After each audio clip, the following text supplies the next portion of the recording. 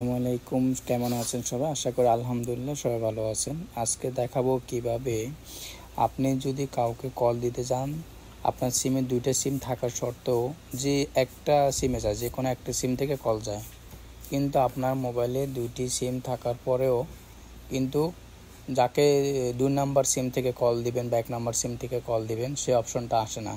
আপনি কল দিতে গেলে ডাইরেক্ট কল চলে যায়, কোন নাম্বার থেকে কল দেন আপনি নিজেও জানেন না।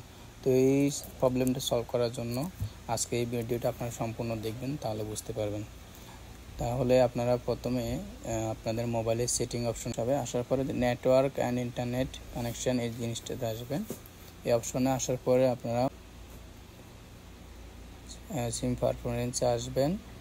আসার পরে আপনারা অবশ্যই এই যে কল অপশন আসলে আস্ক এভরি টাইম এখানে ক্লিক করে রাখবেন। তাহলে আপনারা যে কোনো সময় যে সিমে কল দিতে চান ওই অপশনে চলে আসবে। যেমন আমি এখন ডায়ালে আসি, আমি একজনকে কল দিতে গেলে এখন আমাকে দেখাবে যে আমি সিম 1 থেকে কল দিব না সিম 2 থেকে কল দিব, এই অপশনটি চালু হয়ে যাবে। আর আপনাদের যদি বন্ধ থাকে তাহলে বুঝতে পারছেন আপনারা ভিডিওটি আমি কি বোঝাতে চাচ্ছি।